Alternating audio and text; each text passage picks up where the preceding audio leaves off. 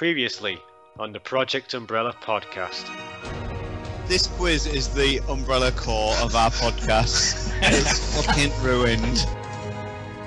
Who the fuck's Kevin Ford? Do you know what the answer to this is? Everyone just gets a point anyway. Except Paul, because he Googles. How many times do you have the browser open? Correct answer was Kevin because his surname begins with O. That's how stupid your answer is. It's fucking omnishambles of the quiz. Well, would you Adam and Eve it? Rombie gets a point. Oh, fucking Google.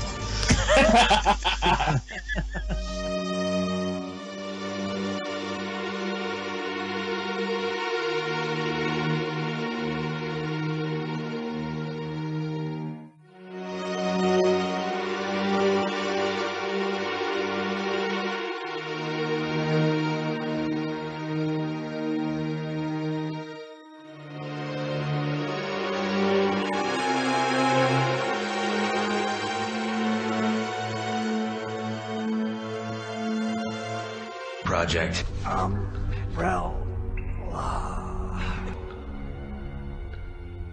So hello and welcome to episode 35 of the Project Umbrella podcast, ensuring sea virus dinosaurs are well and truly extinct, and ensuring that despite the doom and gloom, we have a free trade agreement with Biohaze. My name is Nick, better known as Neptune. Let's see who's joining us today for the podcast. He's one half of the dynamic duo, although whether he is dynamic, only his partner can tell us. It's Batman.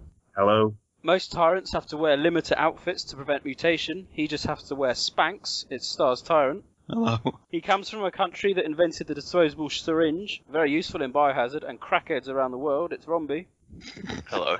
And finally, what comes from the north but lives in the south? Deep vein thrombosis? No, it's Mr. Spencer. Oh, that was pretty shit, that intro, but I'll get on it. Coming up on today's podcast, we'll be running through the latest biohazard news, including some site news. The main discussion will be Star's Tyrant's favourite entry in the series, Umbrella Corps. We'll be finishing off, of course, with Neptune's biohazard quiz. This time, no funny questions, just the baddest, toughest quiz yet to punish those who dare question the quizmaster's authority. Insubordination will not be tolerated. On with the news!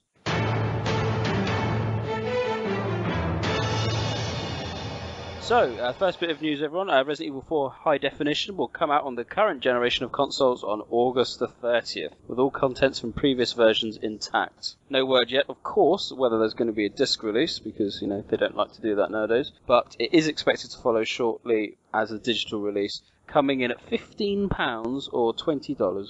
Excited, everyone? What game's Resident that again? Evil 4. Again? Yes.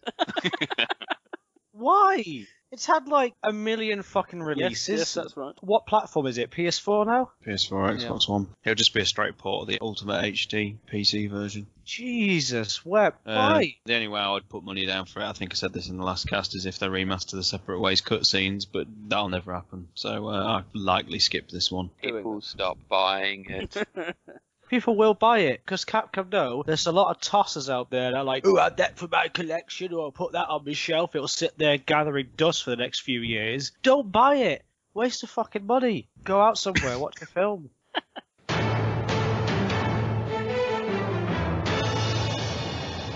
Resident Evil 5 HD news. We go back to what we discussed at the last podcast, where there had been some frame rate drops and some glitches. Still some being reported, especially on game modes and Player 2's inventory screen. They have confirmed a patch is in the works, though. Yes, that came via GameSpot. So Capcom confirmed there is a patch coming out, so that should help. Any of you guys notice problems? Or? The frame rate dips are definitely there, but they're not a deal breaker at all.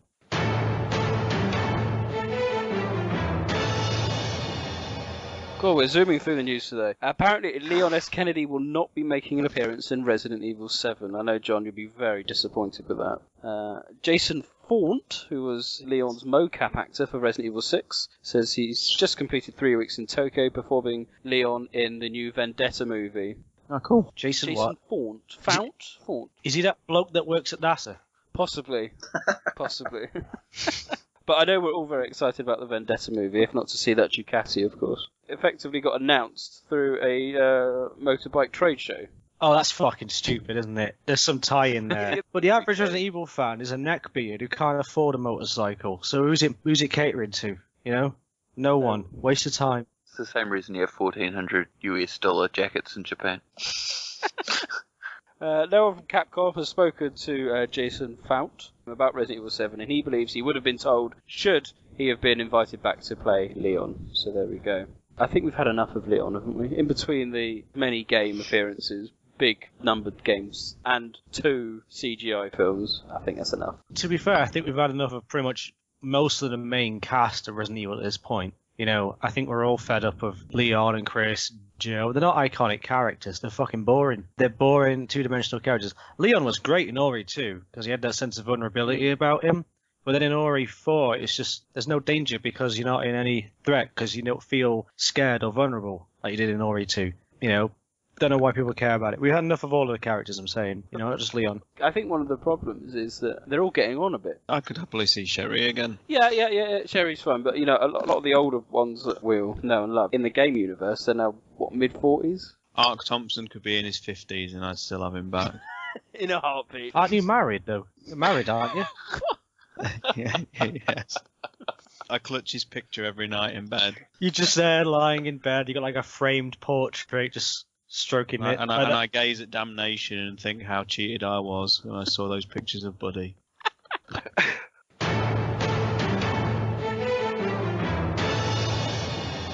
We have a bit of Resident Evil 7 news. After the reveal at E3, Capcom Europe provided a short interview in which they said they were glad that the game received such positive attention from the fans. They confirmed that the Resident Evil 2 remake was deliberately not shown at E3 because they wanted to focus everything on Resident Evil 7. Do you think that worked? Yes. They also said that following the criticism of Resident Evil 6, apparently the whole team at Capcom Japan sat down and asked themselves what the essence of Resident Evil really was, whilst rubbing themselves with money. I'd like to think that they spoke about Revelations 2 and looked at the other spin-offs, and they believe, but this could just be marketing spiel, that Resident Evil 7 is the answer to all our prayers. We shall see. Stars Tyrant. I was just going to say, I just think that the dummy finger thing has backfired a little bit. I'm not sure it was really a wise idea to put something in the demo that wasn't solvable, because what they created originally in those first sort of couple of weeks since the demo was released was like a really good mystery that everybody wanted to solve. And then when they came out like 2 weeks after that and said, oh yeah, by the way, you could never solve it, but you might be able to in September, I just think a lot of people felt a bit cheated, like they'd wasted their time a little bit. So they want to be careful with how they manage the rest of the marketing, because I don't think people will put up with another stunt like that again. You know, the series doesn't have the goodwill it used to like 15 years ago, where a stunt like that would probably go down really well. I think they just pissed people off, really. It's attention span, isn't it? We've discussed about it a long time. Ever since Resident Evil 4, people's attention span is draining dramatically. And it doesn't help when they're actually putting what is in effect a prank. I mean, it's funny you mention attention span and how, like, the fan base has changed. Because I think what Capcom are doing is they're going, right, we got 2 groups of fans here in the community. We got those who like classic horror and those who like action. Now, we tried to appease both with one game. It didn't work. It went tits up. Ori 6. Now they're going, right, we'll make these games for all the action people, like Umbrella Corps and shit, which we'll get to, and then we'll make all these other games, like Ori 7, and, you know, Revelations to a degree, to all the horror people. So Resident Evil has now become, they don't know what it wants to be.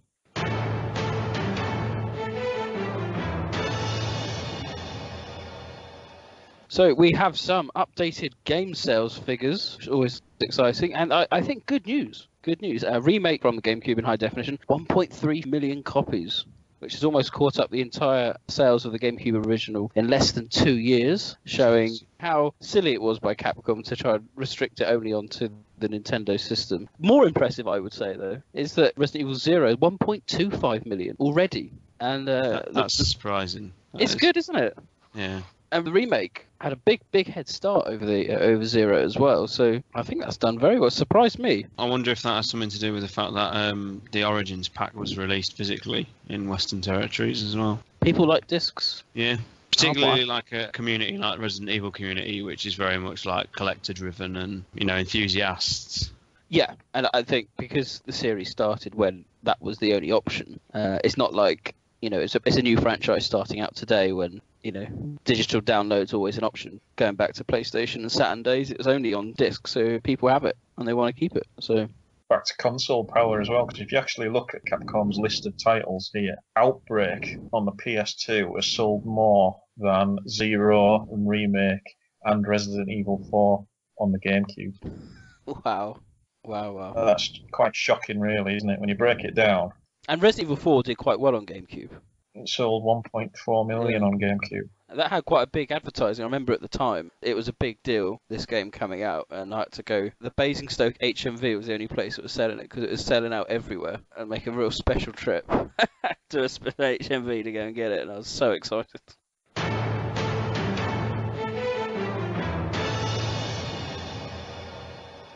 Interestingly, just kind of coming on from these really good sales figures, I did read somewhere that there was an interview with Resident Evil 7's producer who was saying that they've listened to the fans, they understand why Resident Evil 6 wasn't well respected and well received by the core fans, and Resident Evil 7 is going to be pure survival horror, and that's what the main series is going to be heading from now on. Well, we'll see. Well, yes. I do seem to remember there were similar comments before 6 came out. Are you part of the ambassador program, Nick? No, I don't know what that is. It's when the Resident Evil 7 demo came out, people could sign up to be part of the Resident Evil ambassadors. Yes. Community, and it gives you just like they send emails to you before it tends to break in the press. And this week's one was healing items. Healing items. Yes, I saw that. Yes. The green herbs back in a funny sort of way, and potion bottles, probably mixed herbs. But there was that gold coin as well, which is generating a bit of debate. It's confirmation that Jim is the main character. Of course it is. Outbreak. Of course it is. We're gonna have I'm gonna flip a coin and see what happens. So yeah, it's. Do I want to say cautiously optimistic with 7? Capcom have announced there's not going to be any cutscenes in the game. It's all going to run off the in-game engine. Wow. That's what's worrying me about this game. It's built it around the entire concept of virtual reality. And with so many people reporting motion sickness, and because the concept is so new, especially to the PS4, I'm worried it's not going to be refined properly for when the game comes out. And they seem to be sacrificing so many elements that, normal console players expect from a Resident Evil game just to cater to this new virtual reality concept that Capcom believe is going to bring in the big bucks. Yeah, it's a shame about cutscenes. I wasn't aware of that. We all done in a Half-Life kind of way. Yeah, I think so. Probably similar to, I suppose, if you were playing a classic Resident Evil title, the sequence where they go into the house would have probably been a cutscene in the beginning, whereas you actually walk through it as that's going on. Yeah. In the demo. Yeah, I think what you're getting at with the VR thing is quite interesting, because it's the same sort of issue with the Nintendo Wii back in the day. It had this kind of slightly three-dimensional gimmick with the motion sensors, and the trick was how can a game be optimized to use that but still be accessible for things like Mario and the basic games. It's very hard to get that balance just right, and only a few, I think, over the Wii truly did. And they've got to be careful as not to put too much emphasis, as you say, on the VR. And it may be, almost like the PlayStation Eye or the Kinect, and the technological dead ends, really, aren't they? They've never been followed through. This is not like adding 3D, is it? So people can put 3D glasses on. It's not like that, which is not going to interfere with the actual gameplay. You're doing something completely fundamental to the game, and not everyone's going to have, because how much is the VR headsets on the PlayStation?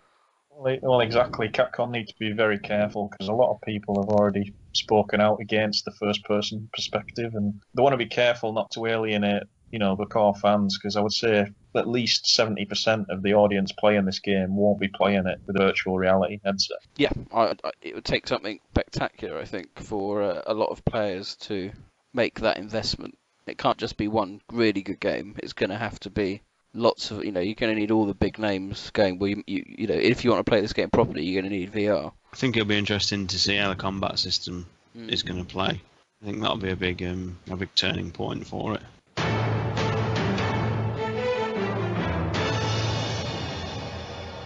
That does conclude all Biohazard news. We do have site news in the sense that I, as one of the lone voices on the forum who participate in the podcast, would like to welcome all our new members since opening the site back up, even despite the fact that it's wholly broken the website. We've had a good influx of new members coming in, and discussion is rife. Genuinely welcome everyone. I hope everyone enjoys the site, and of course I think from sounds of it the podcasts do go down well, and we welcome everyone's input.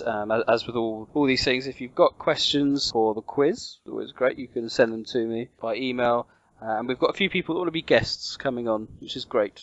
Anyway, so that does conclude all the news, so we'll now move on to our main discussion of the podcast. We're looking at Umbrella Corps. Sample obtained. This one's mine. Sample obtained. Sample obtained. There it is. Sample obtained. This one's mine. Sample obtained. Sample obtained. Sample obtained. There it is. There it is. Umbrella Corps. Stars Tyrant, are you still with us? Yes, I have purged most of my anger, so it will not be as animated or as excitable as I think people will expect, because I have to dial it down a bit. We'll see about that. Right, three of us have played it. I'll moderate. Stars Tyrant, you can go last. Rombie, what's your brief impressions of Umbrella Corps? It's shit. It is brief, you're right. No, I didn't play the whole game. I played the demo that was free over the last weekend. Yes. Really, really poor. Honestly, what am I supposed to say that's positive about it? I mean, it's a game. It's online. No, honestly, I don't even know where to start. No, I obviously don't have access to the whole thing. It was long waiting times, even though I would think that the free weekend was supposed to be busier than normal, so if it's like that all the time, then I hate seeing what it's like when that wasn't a free weekend. The gameplay is monotonous, is not really fun, not really well explained. Mission types, I didn't play the experiment part of the game, so that could be different or worse or better, but pretty lackluster. Fantastic. Thanks. Yeah, okay. I told you, it was summary in 2 words. On a more positive spin, let's turn to Mr. Anti-Code Veronica himself, Batman. Well, I've read about all the hate the game's got, and I can accept that. My only counter-argument to it all is that I just think the game is simply, it's just not as broken as what people have made it out to be. It's cheap, it looks pretty poor, it doesn't play fantastically, but we knew all this from the very moment it was announced and the reveal trailer was shown. All throughout the last year we've seen countless trailers and gameplay videos showcasing an average looking game, and the previews from people who played it suggested it was never going to be great. And yet, all of a sudden when it was released, people went into it expecting it to be a multiplayer shooter equal to the quality of like Doom and Counter-Strike and Unreal Tournament. So it's no bloody wonder people were disappointed with it. My experiences count largely with just the single-player experiment mode, because I'm not much of a multiplayer gamer, and when I did try it, I got my ass handed to me every single time. But I just classify it as dumb, mindless fun. You know, the zombies react beautifully to being shot, far better than both Chronicles games. After 20-odd games, we actually have some decent-sounding gunfire effects. The BOWs were quite fearsome and an actual challenge, and I thought the maps were pretty fun. The controls were fine, the camera was fine, and you know, I enjoy coming home and spending half an hour on the game. It does get boring quickly, but in short bursts, it's fine. So yeah, fuck you all. Jesus Christ. Stars Tyrant, your response? Fuck me, I don't know how to follow that. Hey, hang on a minute, you don't ask me It was yet. like a mic drop. You said you'd ask him last. Go to John. Fucking hell, I need to compose Mr. it. Spencer, what's your brief impressions of the game?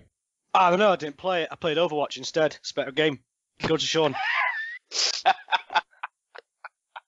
I'm staggered by Batman's opinion there. I genuinely am. I don't know. I mean, I think it is unforgivably bad. I think it is genuinely one of the worst games I've played in as long as I can remember. And that's not just hyperbole. I mean, you know, I do actually play a lot of various different multiplayer games, arena-based shooters, MMOs. You know, I love for gaming branches out far beyond the Resident Evil series. And I just think, even though you saw from the get-go it was going to be a poor title, I was still surprised by how bad it was. We always knew that the graphics weren't great, the animations looked ridiculous, you know, the sliding prone bodies just look hilarious. But I don't know. I think I thought it would be at least playable in a way that I find Operation Raccoon City awful but playable. Operation Raccoon City is built on at least a strong concept that, in the hands of a better developer, that could have been a solid title if it had more of a respect for the canon and everything like that. Umbrella Corps just doesn't have any of that. I think the gameplay is astonishingly bad. I think the difficulty is, I am terrible at it. I'll not deny the fact that I'm terrible at it. I can't finish it because I literally can't get past some levels. I just think the difficulty is unbelievable. Whether it's just my style of playing or anything like that. The other thing is I don't enjoy playing it. I don't get any enjoyment from it. I just get wound up.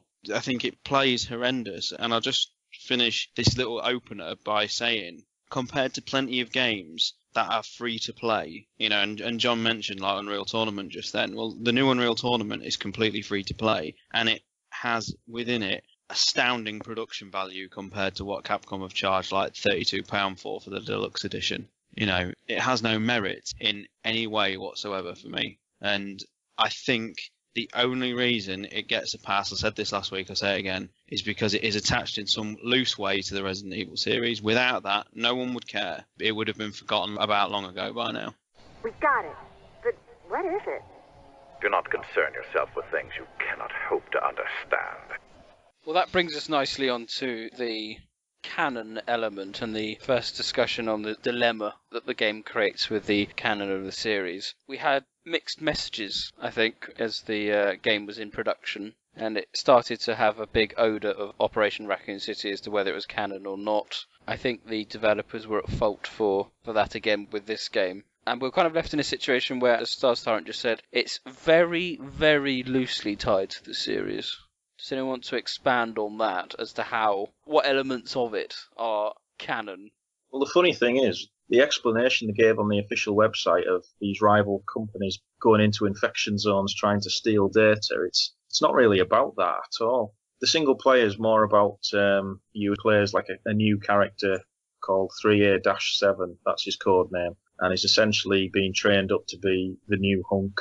And the experiment campaign, it doesn't really have a story, but it's all about testing his battle ability against BOWs, testing out new equipment, the physical vitality of the subjects in these various infection zones, some of which are new and some of which are recycled. And it doesn't need to be canon at all. And I think that's the only reason people like me have probably given it a free pass. But Koata came out recently and said originally they did have a very detailed backstory for the game. And then midway through development, they scrapped all that in favour of bringing back classic maps such as the village and the police station.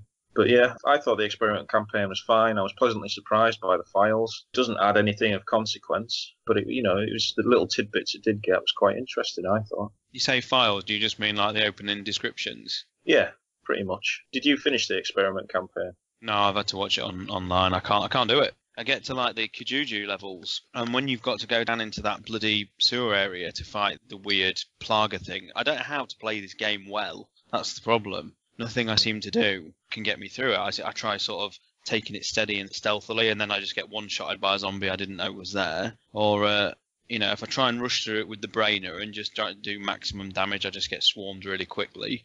It's just I can't find a decent pace to get me through the game. And another thing, they said it was set after Resident Evil 6. It's not. It's set between March 2012 and January 2013, so it's interspersed between the events of Mahawa Desire and, I suppose, the Hedonia campaign of Resident Evil 6. You start off in like a generic Umbrella lab that wasn't part of any of the games, but it was explained that it was closed down shortly after the company went bust. And there were still zombies and things crawling around in there, so they use it for battle testing purposes, which is fine. So we have zombies that have been there since 2003, and it's now 2012. The online has dates in 2015, if I remember reading correctly, on the loading screen. No, the multiplayer is completely irrelevant. It just goes off the real-world calendar. Oh, okay. Yeah, so you go to the Tricell lab, and the explanation for that is it suffered a bioterror attack sometime between the events of Resident Evil 5 and now, which is why there's zombies everywhere in there. Oh, right, so it's not an Umbrella lab then? The first one's an Umbrella lab, then you go to the Tricell lab, then you go to the village, and you get these little text explanations before each level as to what exactly is happening. And it's all kept very vague. Like it's very much like the old days, and they'll make references to the organisation or a certain organisation, and they won't give you any firm details. So it's all very sort of ambiguous, and there's lots of like Easter eggs and hints in there, which is why this whole Wesker clone bollocks has flared up. Which passage is that then? When you get to the village, it starts coming up with things like the sort of higher ups of the organisation have started to notice you, and they're asking questions. And there's this one particular guy, and everyone's shit scared of him because he's the all powerful head of the organisation, and these experiments were all his idea. And he seems very interested in this village, like he's been here before, and he knew exactly what went down. And it's very much hinted that it's Wesker. Yeah, I was aware of that bit. So is that literally the only message? Or the only thing written in the game? Isn't there like some voiceover that makes people think it is as well? Well, Wesker only appears in the multiplayer sections. Mission report. I have some bad news. You will bring me good news, or you will bring me your own obituary. There's 4 voice actors credited in the game. There's 2 male characters, 1 female, and then Wesker. And in the experiment campaign, there's 3 researchers, and obviously Wesker's alluded to. But Wesker's never actually mentioned in the experiment campaign because obviously he's dead. He's been dead for 3 years, and that's where all this clone shit's come from. So the entire argument of Wesker being back as a clone and that it might not be him in 5, based on like a line in a file. Yeah, that's how ridiculous it is. Because I actually, had to quell a couple of questions off of people that, do I think it is Wesker in Resident Evil 5? And I was like, if Capcom do a rug pull, I'm done. And it's like, a couple of people who've asked me actually sound like they want this to happen. It reminded me why I've never bothered setting up accounts on like GameFAQs and NeoGAF, because I must admit I got hooked. Someone dangled a fishing rod in front of me and a bit because of this Wesker clone crap, and I wrote like a massive page with loads of sources about how it can't be Wesker. And then all I got back was, yeah, but he could have gone into the lava and wrapped himself in a cocoon of Ouroboros, which has kept him alive for 6 years. And they weren't joking either. I was like, no. See, this is what I'm on about. When I either go at the community and call them a bunch of cunts, this is what I mean. This proves it. They're fucking stupid. It's like, well, it could be in the cocoon or something, like fat fingering it on the keyboard, with a fucking neckbeard. Unbelievable. Idiots, all of them. Next question. What I want to do is kind of look at each kind of area that you explore in turn. Yeah, let's go. Oh god. Well, let's go. Let's go, Nick. Let's deconstruct this. Let's just do this. So shit. we'll start with the Umbrella Lab. Awful. Is it awful? It's a generic room with a few cylinders that say Umbrella on, Your and that's description reminds me of Super Secret Stage from Umbrella Chronicles. It may as well be that. It has no personality to it at all. It's just like a factory or kind of thing. Few doorways and an umbrella sign on a wall. What do you want from it? What do you want from it, though?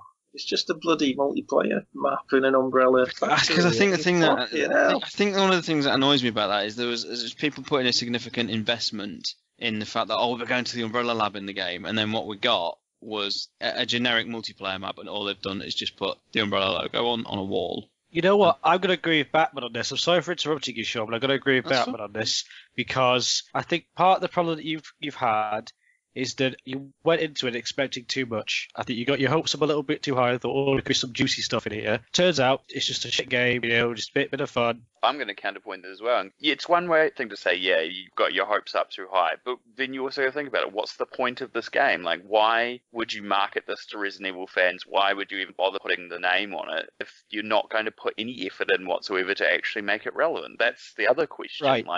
Because they know people will still buy it regardless. First of all, Rob, the same people are lining up to buy Resident Evil 4 for the 15th Yeah, exactly. You can't blame Capcom for that, though, because they know that's what people will do. First of all, Rob, that's a pretty amazing hat tipping you did there for Sean. Milady, let me step in here. White Knight.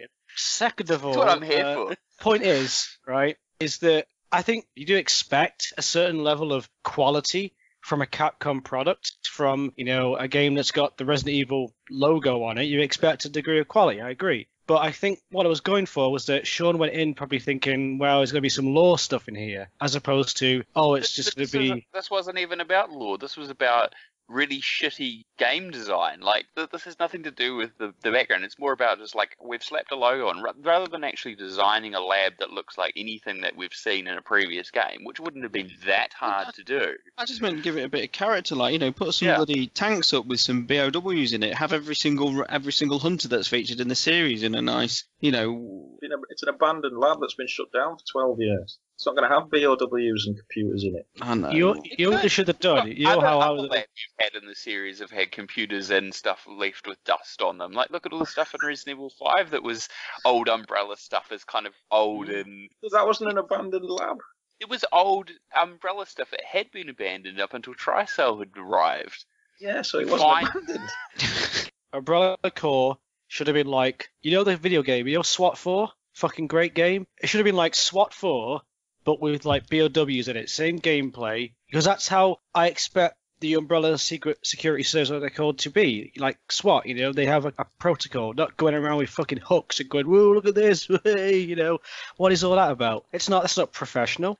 As someone who is very neutral in this, because I've not played it, I would have to side with Sean, because they did advertise fairly heavily the experiment, and I don't believe for a minute that no one didn't get a bit excited when they announced that there's going to be a Tricell headquarters stage. Thus, by having an Umbrella lab, the home of the T-virus and whatnot, would it have not been that difficult to have made a lab that, yes, the aesthetics could have been designed, but, we have a lot of unused labs in the Resident Evil universe. We have the Chicago lab, we have the Japan lab, we have parts of the Paris facility we've never seen. We've seen the Germany lab as well. I think there's an Umbrella Germany lab. There's a Germany lab? I think so. Don't quote me on that. I was surprised it's not been blown up yet. Umbrella's main headquarters was in Germany. Yeah, so we've got these opportunities. Instead, we just had, please correct me if I'm wrong, and I could well be, a lab that we don't know where it is, and someone's just there going around, and you say it's just Umbrella logos have just been slapped on a generic background.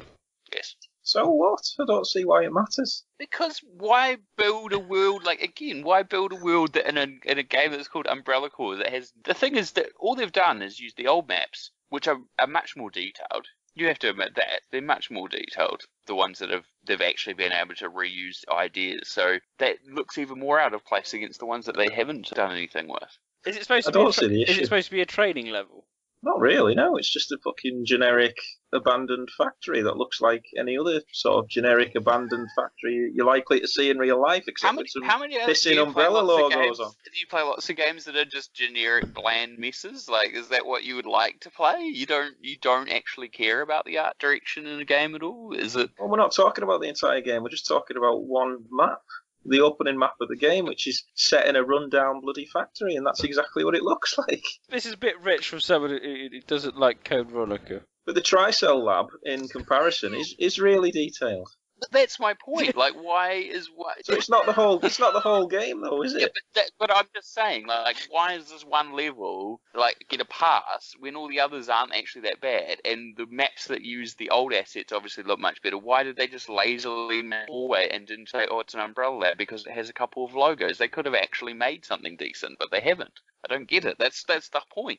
Budget reasons. You could say that about the entire game. It's just a fucking stopgap for Resident Evil 7. They don't give a shit because they know people will buy it regardless, which is what people have done. It doesn't even have to be called Resident Evil Umbrella Corps. They just have to call it Umbrella Corps. People are still going to buy it. Does this Umbrella Lab have any effect on the canon at all? No.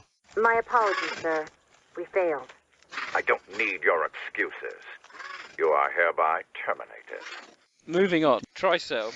Without a shadow of a doubt, this was easily the most excitable part of the trailer and the pre-release material, that we're actually going to have some more information, if you like, about Tricell, because they seem to have suffered from the umbrella effect of Resident Evil 4, in that Tricell was swept away after Resident Evil 5, but slowly they're still around. So, for all the people that did play the Tricell lab, was that worthwhile? No. No? It's just an office block on an island. That's it. With guess what? A Tricell logo on a wall. Well, that's so you know where it is. You know what it is, isn't it? What do you expect? What do you expect from a corporate headquarters belonging to a company? They're gonna have the fucking logo on the wall. Is it just like going up Canary Wharf? God, Baz, you must be on the payroll of Capcom here. Have you been paid to promote this? This is unbelievable. This hurts me. going to start doing a YouTube series, Kickback, you know. Part of the reason is I don't particularly care. It doesn't bother me. I don't understand why this game has winded so many people up, because it's so inconsequential. I just don't care. I knew as soon as it was loading onto my hard drive, I knew it was going to be absolute bollocks. Hold on, John. Right, so we've been playing a series of games whereby we were denied the ability to ram raid the Paris facility in Umbrella. Code Veronica hinted at it, and Resident Evil 4 said, nah, fuck you. We then get a new organisation, Resident Evil 5, that does exactly the same thing. And this is the opportunity to go to the headquarters and kick some ass. And it's just like going to an office block. No, it's not like that at all, is it? Because it's abandoned. No, it's abandoned again, right. After 5, so it's collapsed already. Yeah. But I would have liked some explanations to what happened to Tricell. It just kind of just went, ignored after RE5. There was no grand takedown of them like there was Umbrella. My issue is more to do with, and there's not the environments and stuff, it's to do with the idea that all these outbreaks are continuing to happen at random, like in places, and people just don't seem to care about them happening again. Yeah, but it's non-canon, so it's not really relevant, no, is it's it? canon. No, The dates it gives you a canon. Canon, Wait, which means these events are canon by outbreaks, as far as... Yeah. I got that impression of the world not necessarily giving a shit in Revelations 1 with Terra Grigia, which was without doubt, on par with Raccoon City in terms of destruction and consequences. Mm-hmm. And it was just, it didn't have that feeling of importance. And everyone was just kind of, another biohazard incident. Yeah, that's always the problem when you retrofit a disaster in between games that have already come out, though, isn't it? Like, why isn't Terra Grigia mentioned in the Resident Evil 5 timeline? Well, we know that because it came out after, as a game, but it's always an issue you have.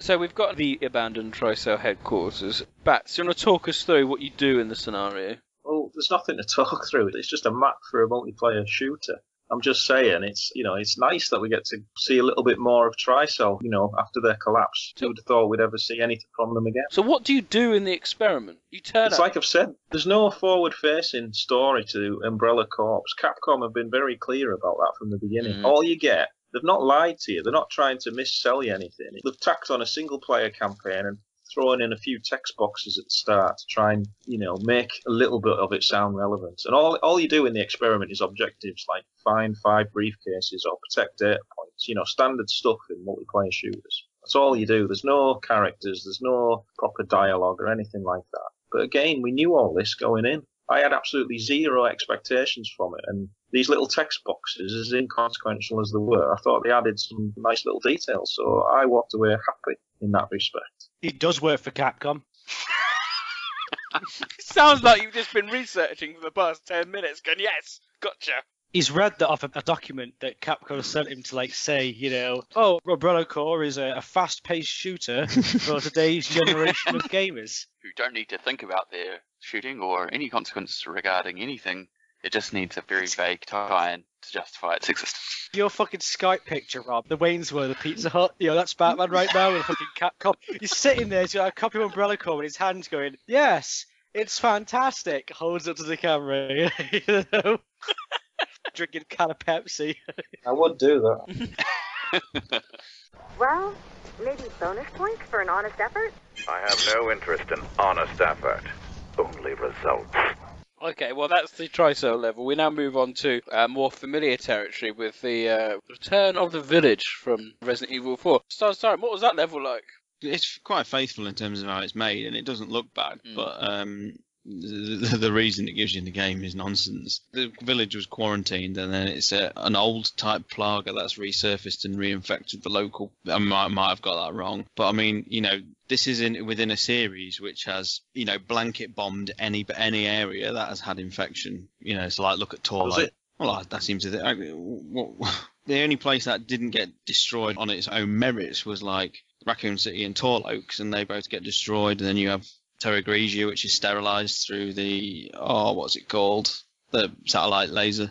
Yeah, but Torloaks, Terra Grigia, and Raccoon City were all destroyed to destroy evidence and protect the conspirators from being exposed, where there was nothing like that in the village. There's no reason to firebomb an isolated village in the middle of nowhere. I always had a problem with that, by the time you leave northern Spain in Resident Evil 4, I always thought, well, it's still there.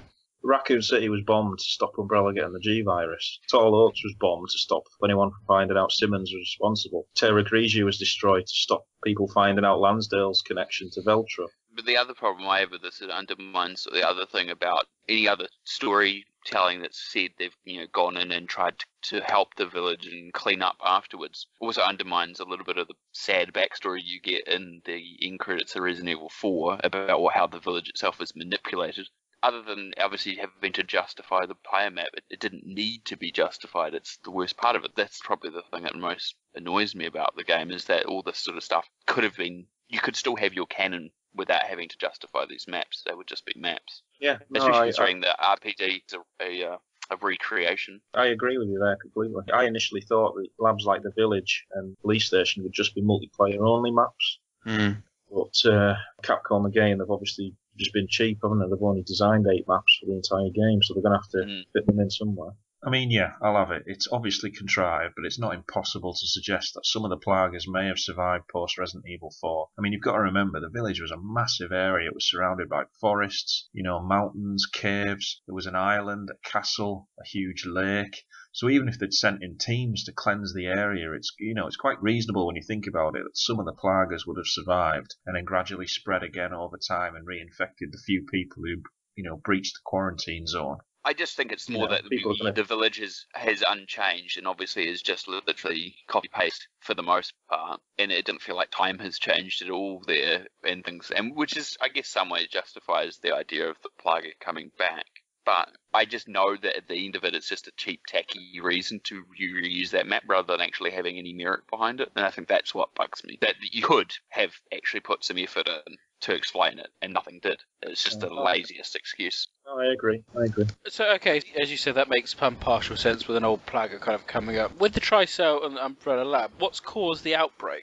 The Tricell Lab was infected because a rival company attacked it and released the virus across it, so Tricell were forced to abandon it. When the game was in development, the premise was, well, all these different pharmaceutical corporations have hired these mercenaries to go into these infection zones and steal whatever precious data has been left behind. But when you actually play the game, it's not that at all. It's simply, oh, well, here's a quarantined infection zone. We're going to chuck you in it for a few hours to see how long you can survive, and we're going to record your battle data. So it's not what was advertised initially. That's a shame.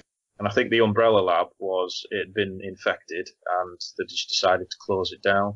And they reopen it once a year for these experiments, and obviously some of the zombies are still in there, even though obviously they would have had no food source, so they would have all died out. Hey-ho. Again, just need to justify it. No, you, John, by the way. I'm meaning like Capcom justifying it. Sorry, is that really snide? He might as well be Capcom at this point with all the praise he's given. He's in on it. Look for his name in the credits, yeah. The fourth map was Kujuju. Now, interestingly with Kujuju, we had a bit of updated canon about what happened to the area after Revelations 2, because it shows the clip of TerraSave going in afterwards to try and clear it up. Does that conflict with that in any way? Not really. It's set 3 years after Resident Evil 5, obviously, and it just says there's been another small Plaga outbreak in a neighbouring district. Yeah, it works exactly the same way as in concept as the one for Resident Evil 4's Village does. How was that? I mean, the Village, at least, they were naturally occurring Plaga. Were they...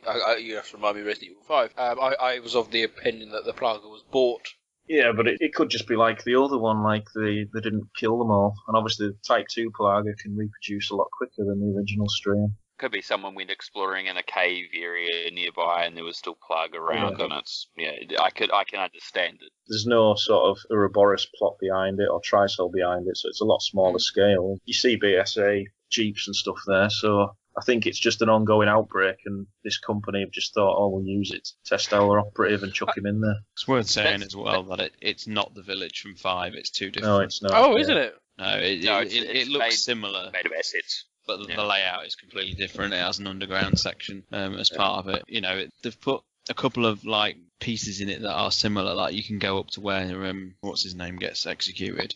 That platform's there, but what it's surrounded by is nothing like what was in the game, really. Is it a canon area, or is it just a kind of like... It's just a neighbouring district. It's called Kijiju District 12. If you imagine the... Public it's assembly. kind of... Yeah, it's just like a version of that environment, but completely kind of jumbled up with using textures and buildings and that style, but completely laid out differently. And interestingly, the mutated Plaga in that level is a deleted enemy from Resident Evil 5. Oh.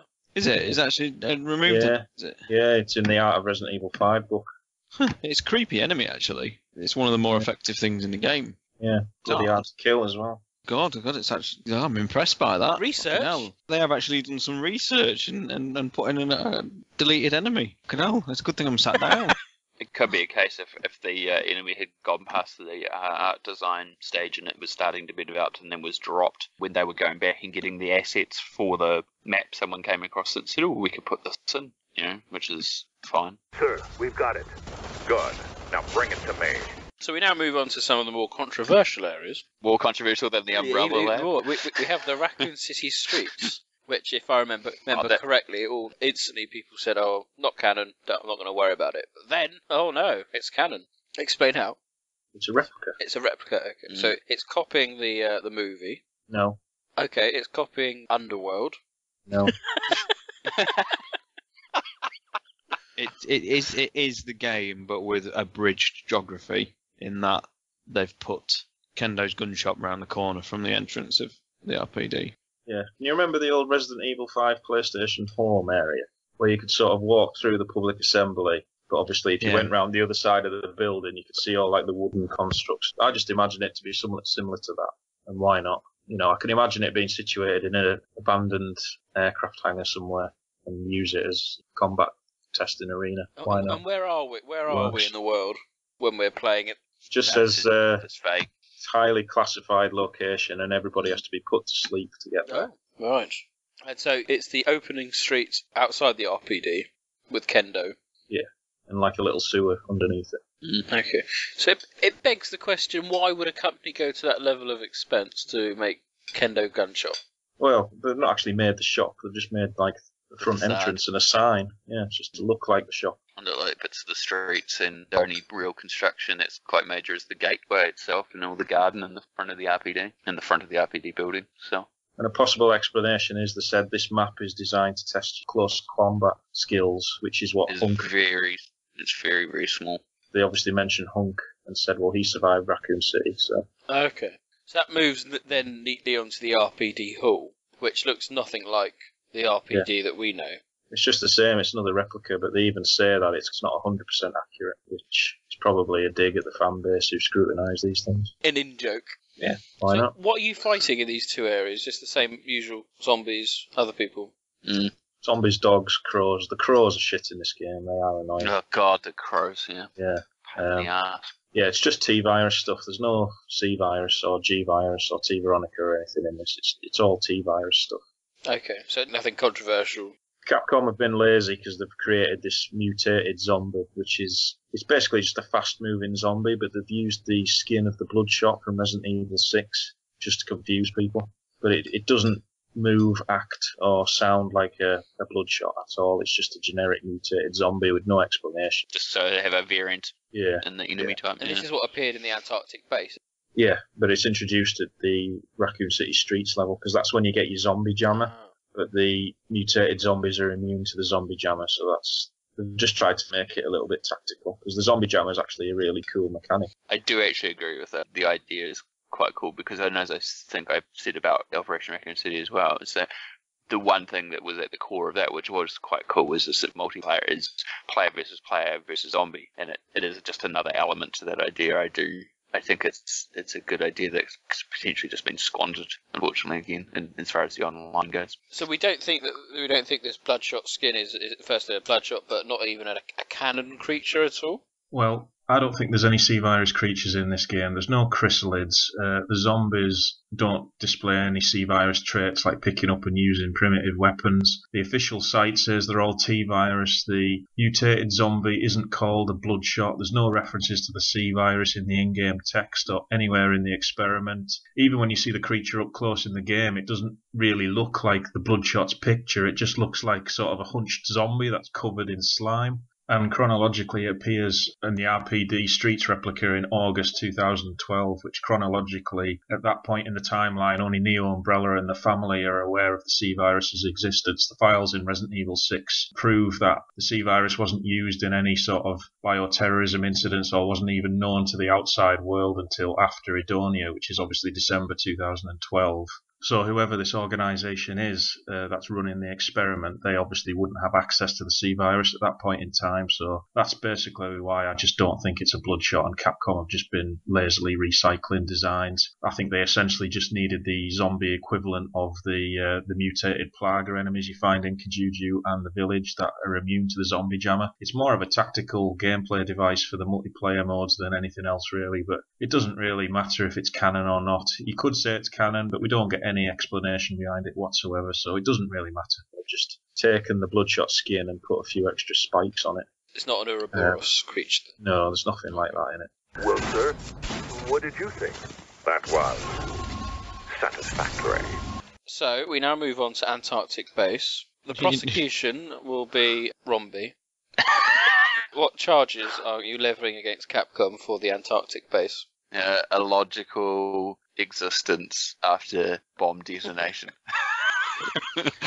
This has been a major discussion point in a lot of forums recently, because thankfully there's a whole wealth of people that have nuclear rocket science degrees and education and know all about the thermal detonation impact ranges and the concrete strength requirements. But essentially what you're saying, Rombie, is that despite the explosion at the end of Code Veronica with the Antarctic facility, that was not the end of the Antarctic facility. No, a large chunk of the facility seems to have survived, and not only has a large chunk of the facility seemed to have survived, creatures and zombies have survived. So the T-virus was not eradicated, or the T Veronica virus was not eradicated from the facility. No. And that is illogical. In defence of Umbrella Corps, we turn to our learned friend, Batman.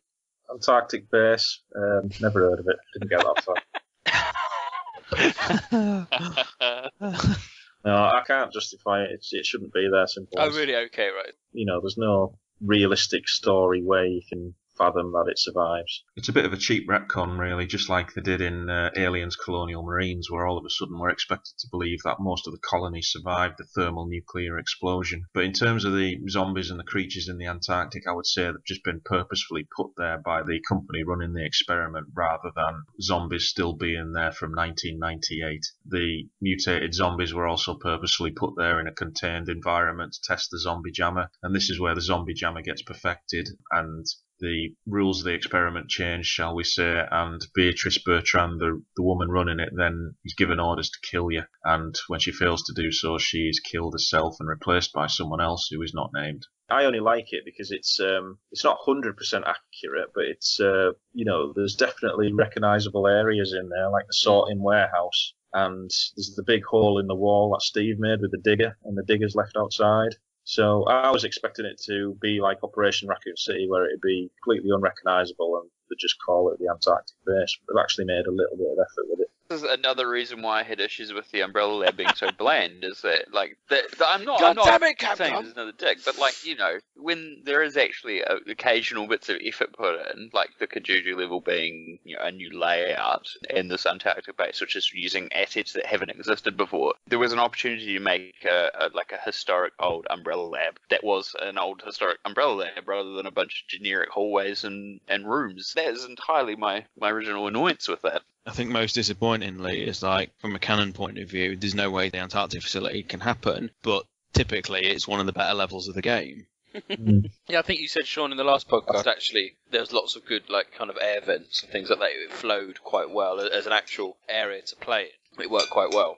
Yeah, and I think that's probably what I was after from the Umbrella Lab, the Antarctic facility. It puts you in a recognisable environment, and it makes the environment very cool. It's a little bit like some of the Metal Gear Online maps. Like, they obviously couldn't happen. There's like a Groznyj level that you could play, but it was set in present day, even though Grozny Grad is wiped out. But because it gives you a recognisable environment to walk around, it makes it a lot more fun. That's entirely why I feel completely fine with reusing maps for an online. You don't have to justify it because of nostalgia and that link reason. It's really good, but like this is the issue I have with then trying to have to explain these kinetically. Like, yeah, it doesn't match up. But I understand why, aside from budget reasons, why it works. I think Capcom have just backed themselves into a corner because at one point there's going to be a proper story continuation, and at some point, God knows how far into development, they've decided to scrap that. I've said this a few times. I do, I'll repeat it again just so it's documented here. But I do wonder whether this was a sequel to Operation Raccoon City, and these are leftover assets just chucked together. They should have done what they did with the Mercenaries 3DS because. I actually like that. I was about to mention it as well, because you've got different maps with whoever you want to play as. There's no concerns over canon. Yeah, but it's the same thing. It's mostly recycled stuff, isn't it, with recycled characters. And then instead of a minor experiment type story mode, threw in that 5-minute Revelations demo, making story people buy it. And that was full price. That was like 40 quid. Yeah, I think what I liked about it, I think it was a lot better to play as well because it's built on how Resident Evil 5 played. If Umbrella Corps had the Resident Evil 6 control system, which is very fast-paced, because, I mean, for all the flaws of 6, it plays great in terms of controls and the sliding and all that, I would have actually probably enjoyed it a lot more. Well, hang on a minute, it does not play great. The fucking... 6 is great fun to play. No, the interface, when you try to get your herbs all together, all that shit, it's like, it's so fucking, it's a mess, that is. Yeah, let me just clarify. Yeah, the inventory and everything's a mess. But the actual movement, shooting and things like that. Ducking, running. And you could run up the vents and pretty much, slide into them and stuff like that. And it would have been silly, it would have been stupid, but it would have been a lot of fun. Play the Mercenaries mode in 6, and I think there's a really good flow to that game in terms of it being a combat game. I don't know, mate. I never really got into 6. Like, I bought it and I returned it the same day after playing like 2 hours of it. Really? Yeah, played 2 hours of it. I thought, this is shit. And I sent it back to game. Okay, we'll carry on with the Antarctic map. I assume it just follows the same old story that you're sent there to test your battle data out. You're sent there to die at this point in the story. Oh. The file for the level actually has a cool reference to Alexia because you've become too much of like a liability, so they send you there because apparently their simulator has come out that you will have a 0 chance of survivability there. So the quote they give you is like, you will join Alexia in a grave or something like that. And is it just normal zombies? Do you get moths? Do you get anything other crazy creatures? Zombies and dogs. That's it. Dogs again? Yeah. Will there be dogs down there? I presume they've just been taken down there for this test. Yeah, we've got this old abandoned facility we can use as a test site and take test subjects there and test items, so use, but still silly. The lab rats are reporting successful retrieval of the samples. Good. Have them bring the samples to me at once. And the finale, of course, is the return to the Spencer Mansion. Yeah, it's a multiplayer-only map. It's not in the campaign. Oh, is it? Talk about it as a location because it looks weird, doesn't it, in full 3D? It gives you that pinch of nostalgia, but for some reason it manages to look worse than how it looked in Umbrella Chronicles HD. No, because the thing is, it didn't upscale too bad. Umbrella Chronicles HD. It's not an awful looking game to look at, but because of the lighting, I mean, this is the first time you'll run around the main hall in like a sunset, so you get like daytime shining through, which gives it pretty cool. It's not bad, but then of course they fuck the layout up. And that just hurts. Oh, really? Yeah. It's not a faithful adaptation? 95% of it is. Yeah, if we're strict, the only room that there is an issue with is the where you get the coloured gems from, the bull's head and the... God, what would you call it? Trophy room? Yeah. They've put an extra door door in the upper dining hall, which can't work. Okay, but nothing major. Well, it gets around it because it's a multiplayer map, so sure. What I've got feeling as we've been discussing this, I wonder if this game will be a bit like Resident Evil 4. In years to come, it may be saved through retrospective files and information. No. Not gameplay-wise, but little things like, we just discussed the fact, the dogs are humans or probably taken there by whatever company you're working for to use as test battle data and all that. Wouldn't it be quite nice that, whatever organisation we're going up against in Resident Evil 7 or 8, or even if Revelations 3 or something like that, that there's reference to that?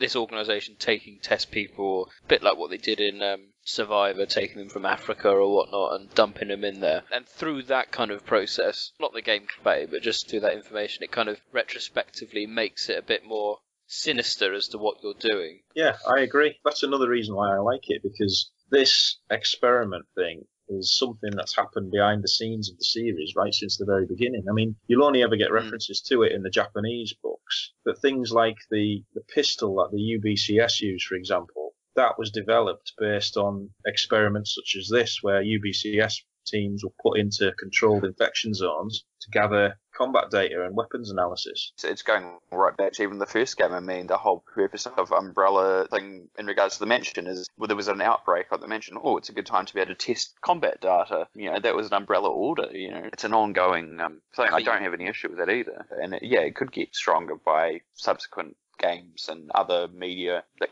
come out, but again, it's at this stage, it's just to justify its existence. I'm just wondering, because you've mentioned that it's purposely been left quite vague.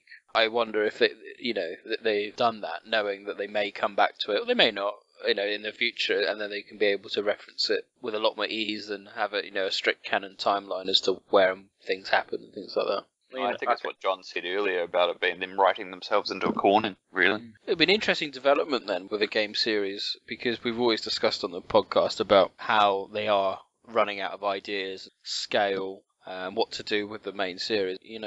I wonder if they'll keep it down this route of, sinister organisations just doing little tiny tests and trying to gather as much information as possible. There's plenty of ambiguous stuff that refers to that. Zombie Jammer was developed by the Global Pharmaceutical Consortium, and obviously they have no idea what these experiments really are, and there's references to representatives from different pharmaceutical companies coming to watch the trials, and like Sean said, when you get to the Antarctic base, they want you dead because you're not making the BOWs look strong enough that they're trying to sell to prospective buyers. At this point, you're playing as Beatrice as well, aren't you? No, she's monitoring the experiments. She gets the same killed. guy all the way through it then. The only issue with that as a plot is the same problem I have with, ironically, the direction that same concept went in the movie. I know it's a dirty word to mention it, but it was an issue, is that they have this idea about selling bioweapons to various parties and different companies competing with each other. You start to actually consider the means to actually what is the use anymore. You understand what I mean? Like, the scale's gotten so out of whack that the data and the use of these weapons against each other is almost starting to become pointless. And that's another problem that it has with the sense of scale, of escalation and getting too large for itself anymore. Yeah, I think Resident Evil 6 took it to the absolute last degree, and this is why I always hope that with 7 that they're going to scale it back. But I would love it, 7, to open up with going to a kind of reboot, a soft reboot, and just say there hasn't been an outbreak or something like that, and everything's been contained, and the world is now a much safer place. But then something like that. Yeah. You could have Revelations 3, I don't know, you play as Barry again, for example, and in his backpack he could carry a zombie jammer developed by the GPC. That's all you'd need to make this game more relevant to the larger story. Okay, we can... Resident Evil 7, Nick, will start with a flashback to Resident Evil 5. You're going to see the volcano scene with Wesker. And then it's going to pull back, and then it's going to do like the Matrix thing where you see it from the architect's room, and it'll be Wesker sat in his chair going, "That's another one of my clones." Defeated. Oh dear. Let's hope not.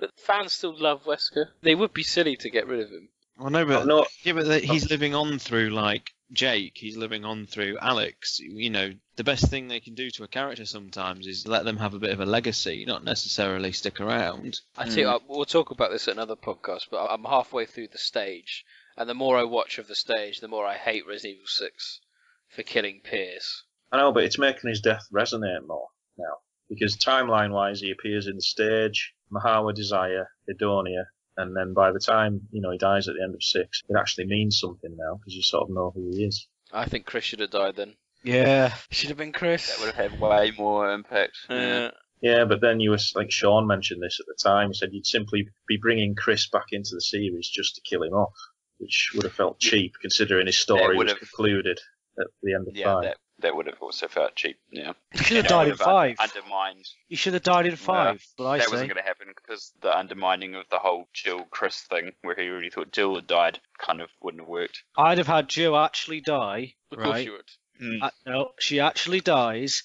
and that motivates Chris. He goes rogue in the BSAA.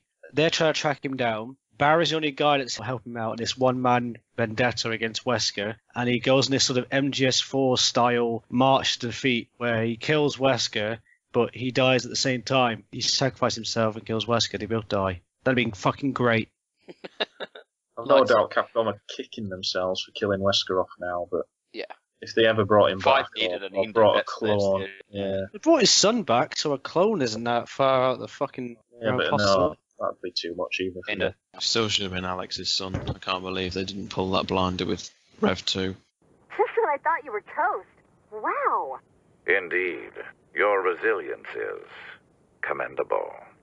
Anyway, so now, Bats, you mentioned earlier the online mode of Umbrella Corps, and you got your ass whipped.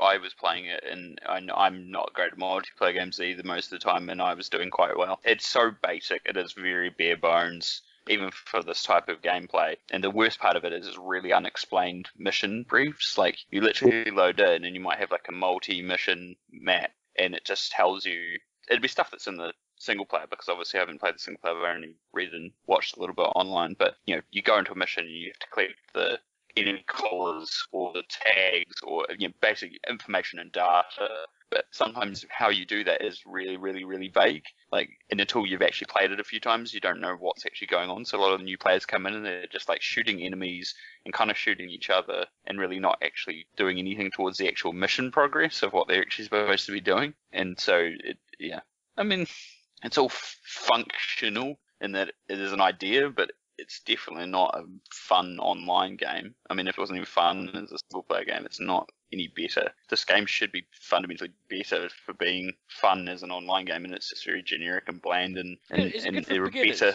versions. Is it good? No. I don't play online shooters. I don't play first-person shooters. Would I not get on with it then? I think most people would be able to play it, but whether or not it would make other games any easier for you. I think Capcom said the experiment mode was meant to be sort of like a training mode to get you used to the controls before you went on to multiplayer. Oh, I see. There are 2 training maps, which are just to show you the controls and then go from room to room, kind of to show you how things work. Does that have more detail than the Umbrella Lab? No, it's just generic. But I'm fine with that for a training be a blank room, because it's like when you load a game and then there's like a white space, you get your character in the middle of the white space and they kind of allow you to move around. It could have been that and it would have mattered. It's orders for purposes to show how weapons work and how the zombie jammer works and that sort of stuff. What glitches and bugs have been discovered? Oh, there's loads. Well, there's loads in the multiplayer aspect anyway. I think that's why I've probably been a bit lenient on it, because I've not played much multiplayer.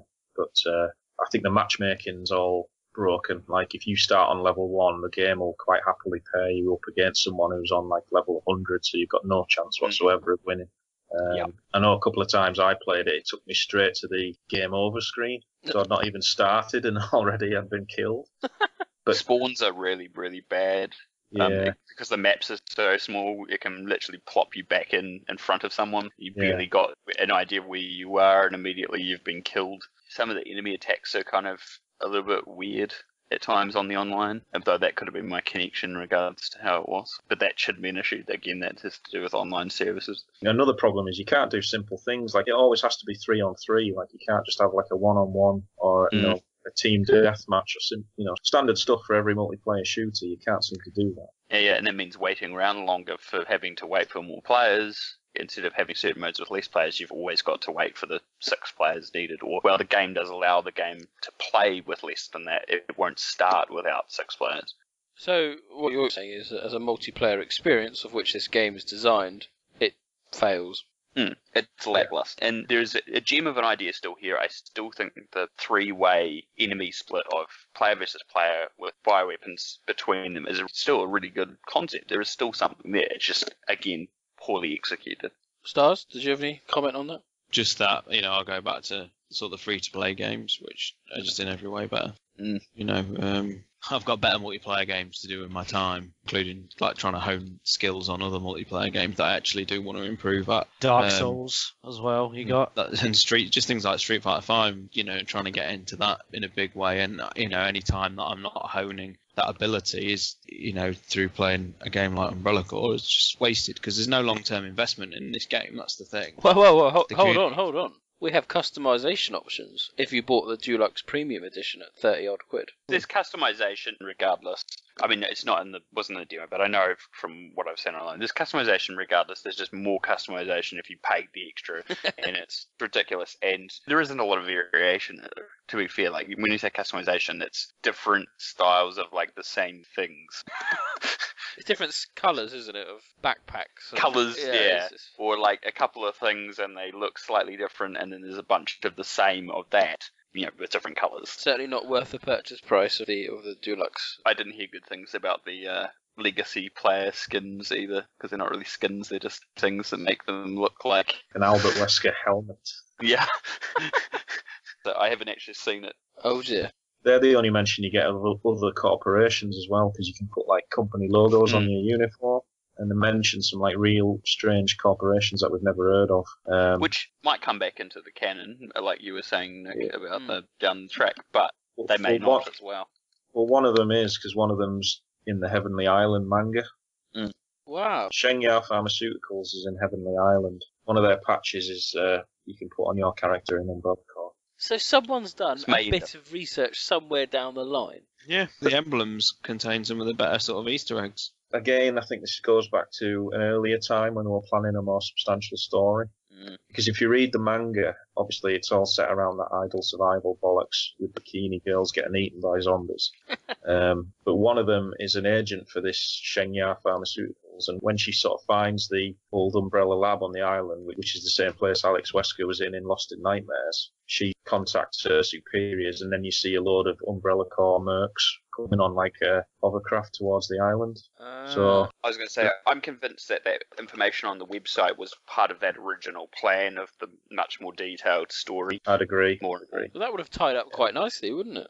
So yeah, so this game, in a weird way, has ties to Heavenly Island and Resident Evil 5 Lost in Nightmares. But that's typical Capcom. You'd never know that unless you happen to be someone who likes to customize your character and happen to put this fucking company logo on your character. Otherwise, you'd never ever know. That was quite the performance, wouldn't you say? Guts and determination. Good show.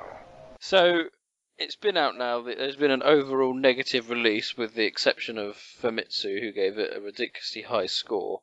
Paid. Sorry, you must have an awful cougher. Yeah, sorry about that. No, Yeah. sorry, no worries. It's winter here. It's that winter cold season. Is it?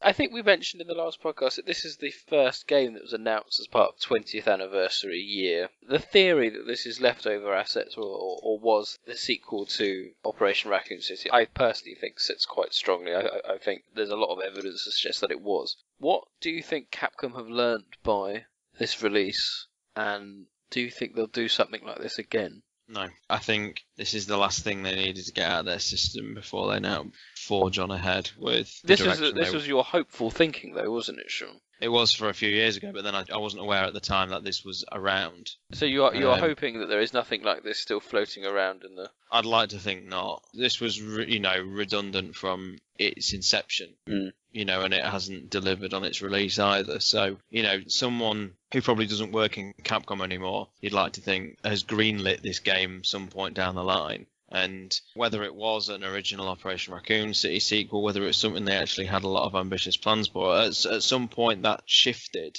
and they've clearly put some sort of investment in it that they need a return on. And I think they just packaged it all up, sent it out, and just get a handful of sales. At least it's a return on some of that investment we put in. That's why I think it's out. Other companies would have probably just shelved it, to be honest.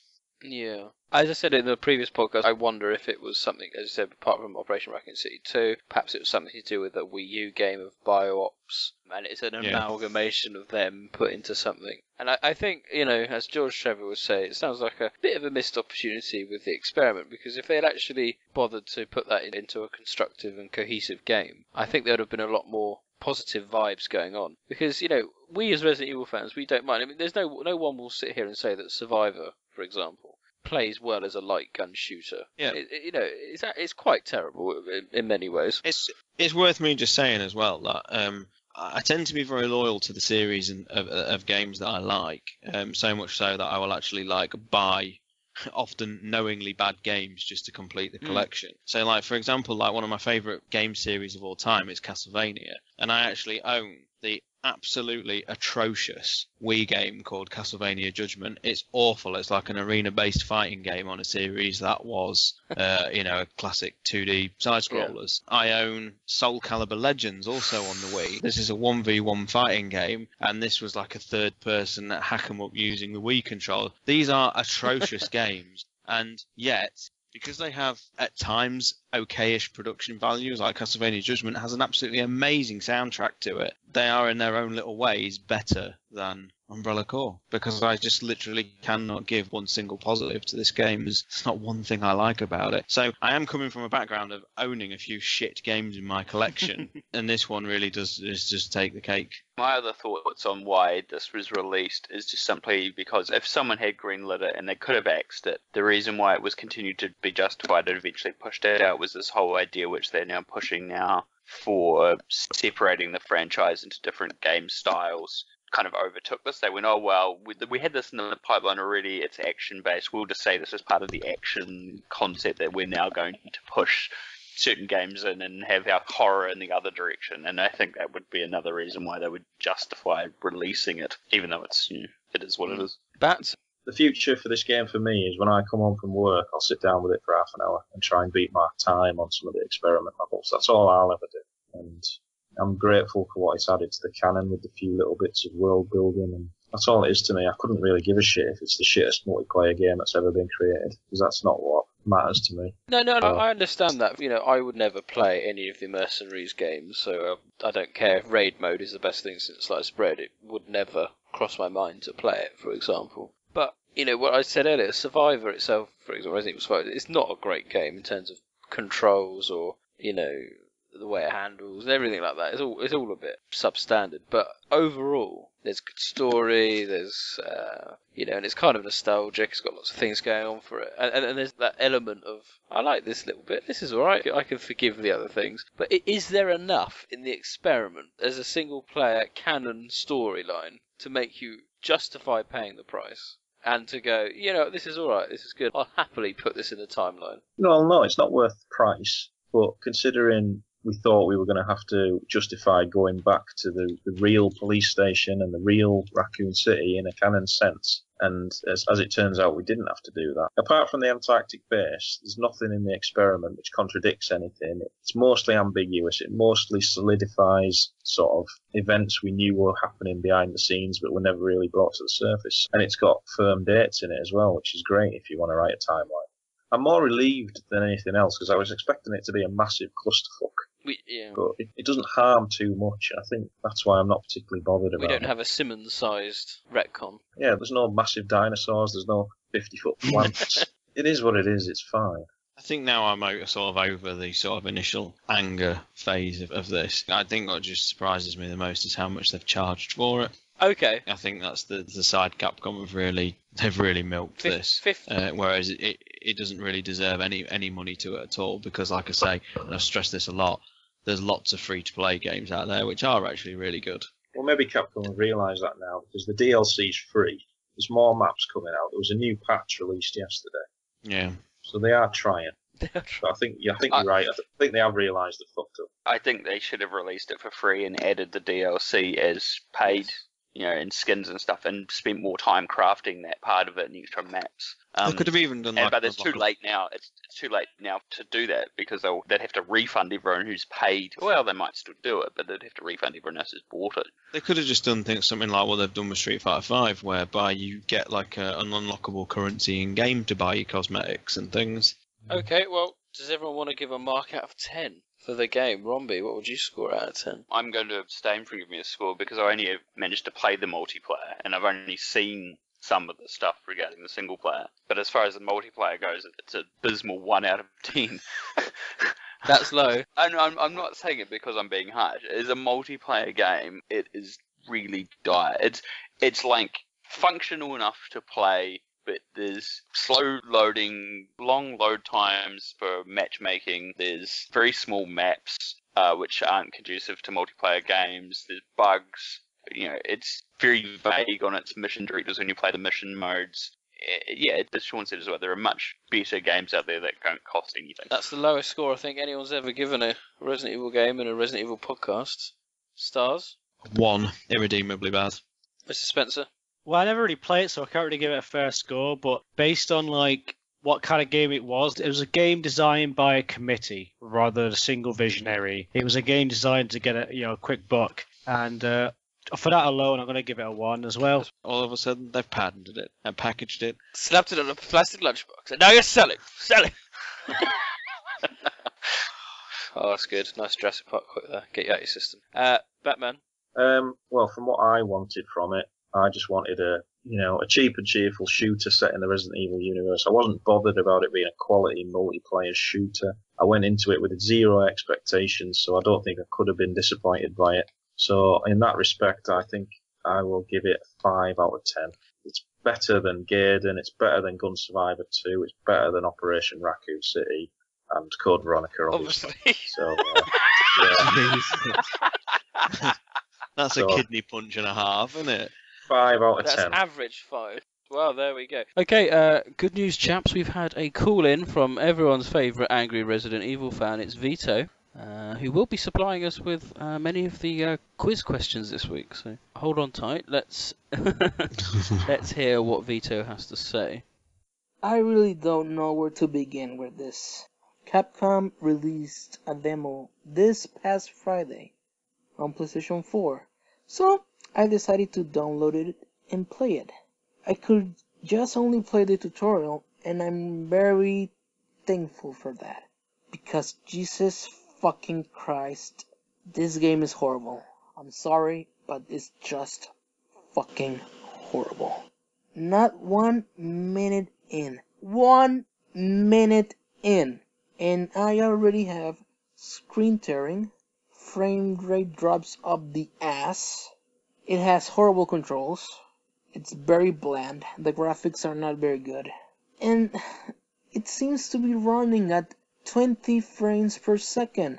It seemed to me to run worse than Revelations 2 on PlayStation 3. How the fuck is that even possible?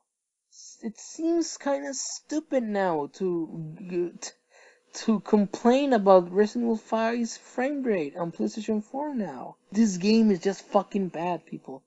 I'm sorry, but it's just a fucking mess. And don't get me started on the story.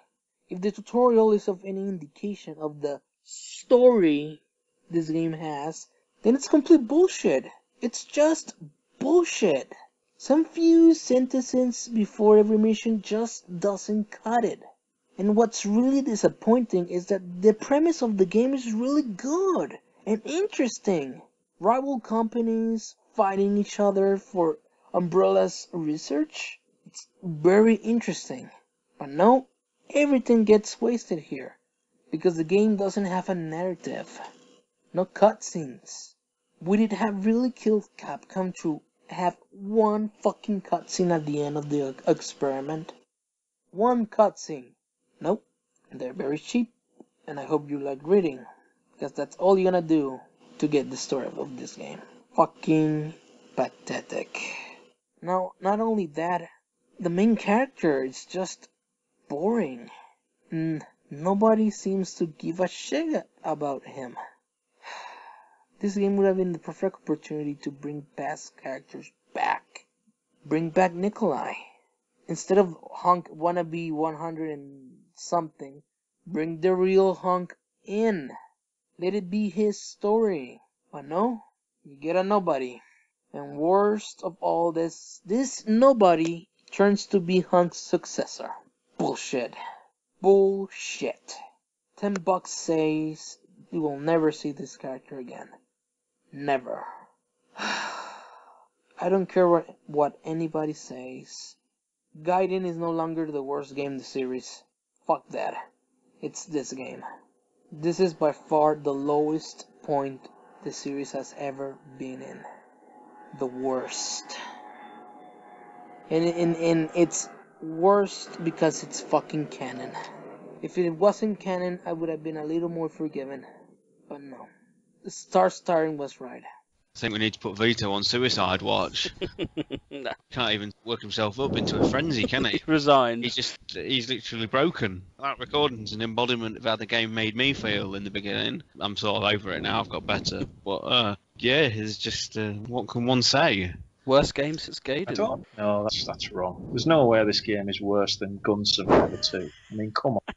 But that's got versus Roach mode, which is brilliant. The problem with that game is, I mean, it worked fine as an arcade game, I think I've said before, but as a console port, it was pretty horrible. I just wish this game was non-canon, like he said at the end, because if it was, then I can just happily dismiss it. But it's and I've seen some of the pain and anguish that John's gone through this week trying to make it work, and some of the theories are just ridiculous. They are just ridiculous. I still don't get the hate. It's not a great game, alright? It's not a good game, I accept that, but it's just not as terrible as people are making it out to be. I just don't get it. It just seems fashionable to hate this game, and it's really, really, really not that bad. I mean, put it this way, I suppose when I do eventually get a PlayStation 4, I will get it as part of my collection because it's canon. Unlike, for example, I own a 3DS, but I have not bought Mercenaries 3D. But the canon is so inconsequential. It's the equivalent. I mean, you could more or less just print the text paragraphs off. It would add up to half a page in the archives.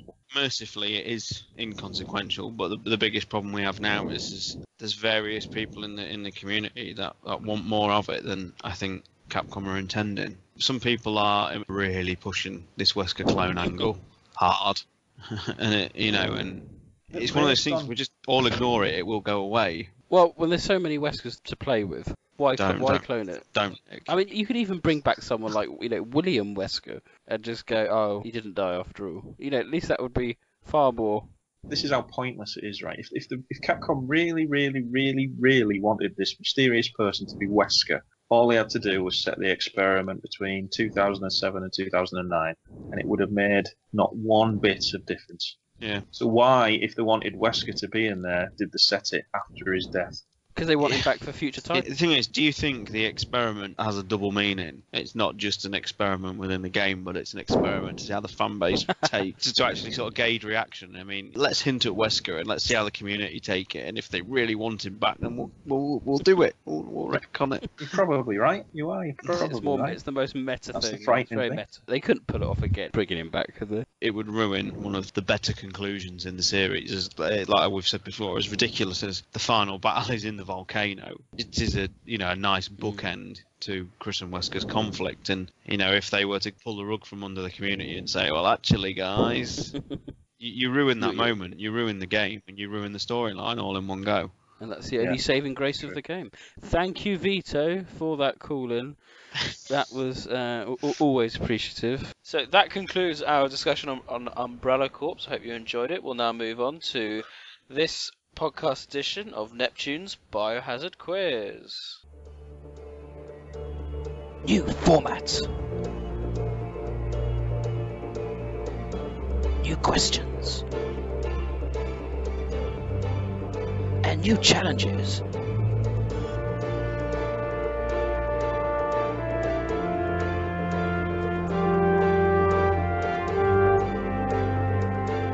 Each broadcast a new quiz to test the resolve.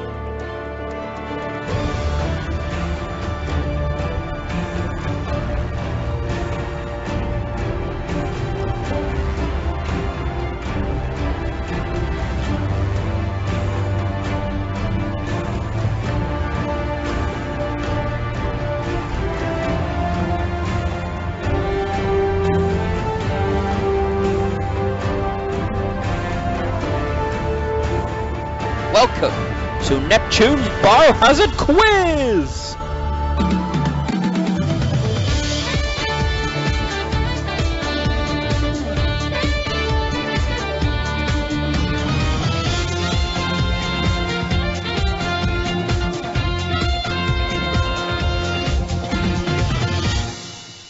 So, welcome. As a result of last podcast shenanigans, we have 5 questions this week, courtesy of Vito. Oh, yes. Oh, my. Jesus. So, this will teach you. So, if everyone can clear their desktops, you can open up Notepad. No assistance from Google required. Are we all ready? Question number 1. What was the name of the Ouroboros researcher that was planning to go back to Arizona during his vacation break? He met an untimely end. So, what was the name of the Ouroboros researcher that was planning to go back to Arizona during his vacation break? That's a good question. It's a fucking stupid question. Question number 2. What year? Question number 2. What year was the George Trevor designed Queen Zenobia built? Oh, I know this angle a little bit. So that's a nice timeline question. So I think Vito's mixed up a bit. Question number 3. We've got 2 answers to this, depending on your translation. According to files in Resident Evil 2, what job openings did Umbrella have at the time? Yeah. Job openings at Umbrella. Yes. I'll be lenient because there's translation differences between the North American release and the Japanese release. So, question number 4 is a timeline question. On what date did the following occur in Raccoon City? A failed breakout at Douglas Prison led by Derek Azula. The name's familiar. Could you repeat it? On what timeline question? On what date did the following occur in Raccoon City? There was a failed breakout at Douglas Prison led by Derek Azula. You want the year, right? I've got date, month, and year. So points will be awarded for people that get any of the 3. But you'll only get a point if no one gets anything else, if you know what I mean. And question number 5, it's a classic Vito question. How many experiments did Simmons and Carla do before the C virus was complete? That is a very, very specific answer. That completes our quiz. Join us after this when we'll run through the answers.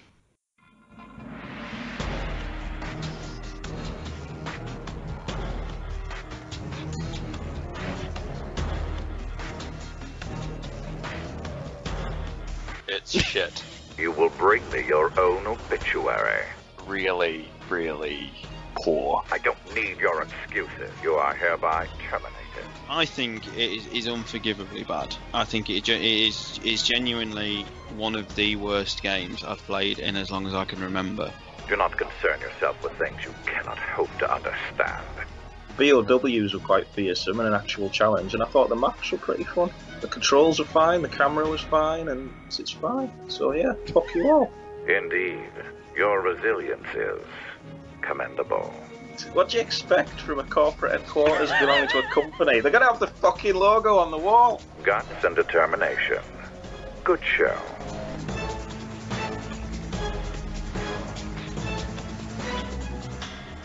So, question number 1. What was the name of the Ouroboros researcher that was planning to go back to Arizona during his vacation break? We'll start with Rombie. What did you put for that? I have no idea whatsoever. No. Okay. Stars Tyrant? No idea. Oh no, Vito's doing well here then. Mr. Spencer? I haven't the foggiest idea. Batman? Ryan. Points to Batman. Ryan is the correct answer. Very good. Well done, Batman. How did you know that? I know a lot of pointless shit. Sometimes wonder what I'm doing with myself. Question number 2 was what year was the Queen Zenobia built? Batman, did you know this one? 1978. Oh, that's very confident. Mr. Spencer? 1974. Oh, equally as confident. Stars Tyrant? I was until Bats came along, and I thought I'd be close, but no, I must be wrong. I said 79. Rombie? Yeah, I said 79 as well. Points to Batman, it's 1978. Good guesses, everyone. Very close. Question number 3. According to the files in Resident Evil 2, what job openings did Umbrella have at the time? We'll start with Stars Tyrant on this one. Waste management officer. I've no idea. Okay. Mr. Spencer? Senior research director. Oh, okay. Batman? This is from one of the X-Files, isn't it? I vaguely remember it 'cause it's talking about new positions available and we don't discriminate. I can't remember what the job title is. Isn't it somewhat just generic, like research positions? Is that your answer? Yeah, can't remember. Rombie? Junior research position or junior researcher or something? I don't no idea. I'm not sure there's points for everyone. The answer was business management, production and management of delivery, or sales, service and production. Stars was close. No, I didn't get waste? it, did I? I said waste management, yeah. The word management was in there. Yeah, it's fine. I'm happy to not have Okay. I'd just be taking points. Okay. We've got to try and regain the dignity of this quiz. Yes. I'm not sure that's going to happen. Question number 4. On what date did a failed breakout at Douglas Prison led by Derek Azula cause? I'm going to save Bats till last because I think he's probably got a good idea as to when this happened. So it's always interesting to see what people think. So we'll start with Rombie. I have no clue. I'm going to say September 27, 1998. So during the middle of the outbreak? Yes, yeah, in the middle of the outbreak. Okay, Stars Tyrant? I seem to remember it's just before the outbreak, so I think I'll go for August. Just looking at the calendar now. August 30th, 1998. I heard a yelp from Batman. Mrs. Spencer. Google. I'm gonna say Looking at August. calendars. Oh, Dave. No, I meant a August, calendar on my wall. Can't do that. a random guess. August 30th, 1998. That'll do. Batman. I think it's 1996, and I can't remember if it's Halloween or if it's August. I'm not sure what day. 24th of August, 1996. The Can't correct remember. answer is August the 30th. Amazingly, Stars. 1996. Oh, you are joking. So- I thought it was just before the outbreak. I thought that's why they were doing it, because they're taking advantage of the fact that aren't the guards occupied with some of the problems. I'm going to have to look at that file, because that's one of the ones I do actually Because remember. I don't believe Mr. Spencer validly guessed that. Are you sure it's Oh. not 98?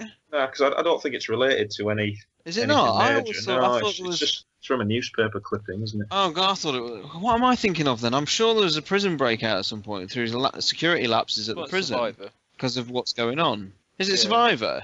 Yeah, that's Survivor when the kids Oh, escape. fucking But hell. don't, Stars, you get the point, because you got 2 out of 3. Because you got August the 30th through pure luck. Oh no, I can't. I I'm got the gonna wrong be- year. I got, did I it got as the answer well. wrong. You can't give me points. No, for to giving be the answer. fair, I said before the question, I said whoever gets the closest will get the point. I got John's arguably 1996. closer because he got Yeah, the year. Yeah, but he got 2 out. He didn't get 2 out of 3. You can't. This was perfectly. Fine. Okay, you okay. can't. Stars, you get half. You're getting a point because you, by pure fluke, you managed to guess August it's- the 30th. That's incredible. Or by getting my games One mixed in- up.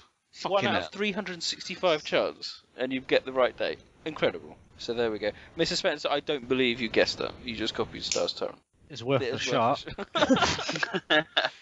At least he was honest about it. And finally, question number 5 was how many experiments did Simmons and Carla do before their C virus work was complete? A very odd number. Rombie. Ugh, I have no idea. 627. 627. Batman. 12,225. 12,225. Okay. Mr. Spencer. 12. 12. 12. Okay. Stars Torrent. Oh, I just went really low because I had no idea. I went 11. Okay, fine. Sadly, it's 12,235. Oh my god. Oh, you So bastard. you are 10 out.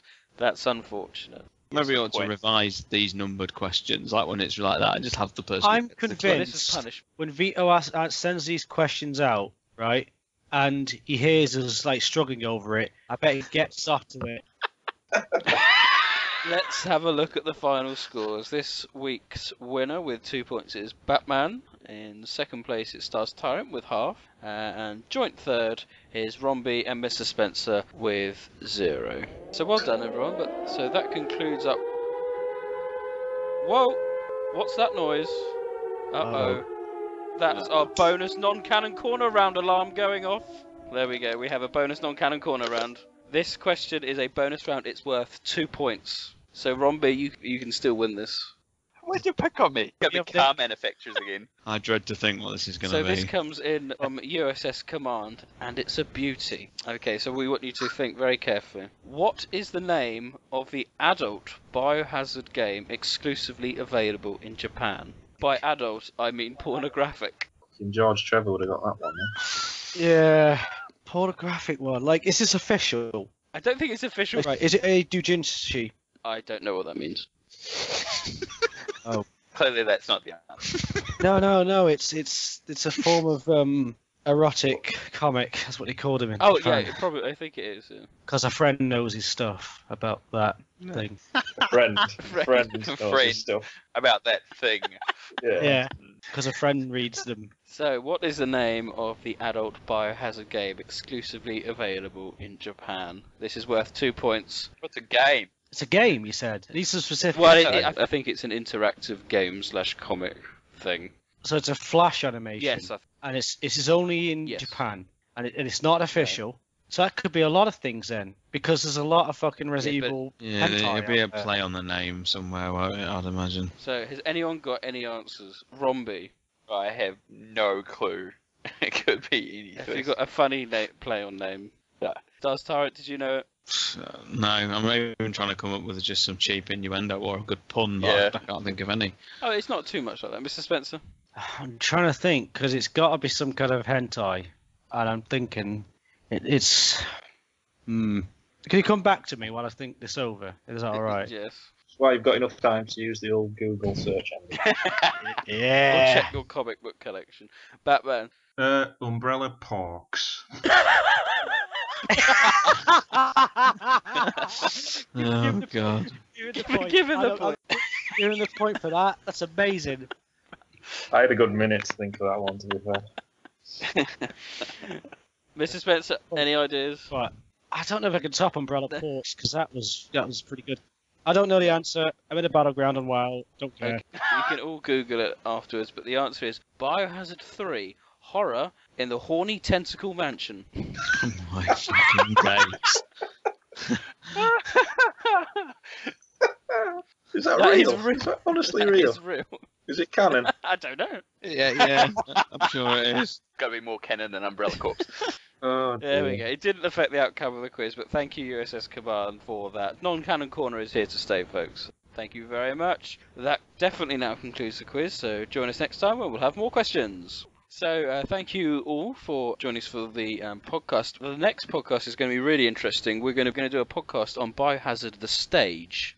We have homework for all our podcasters and everyone else who wants to listen. You can YouTube Biohazard the Stage, and one of the top hits now is the English subtitled version. I'm currently halfway through it. It is well worth a watch, and stars Rebecca Chambers. Yay!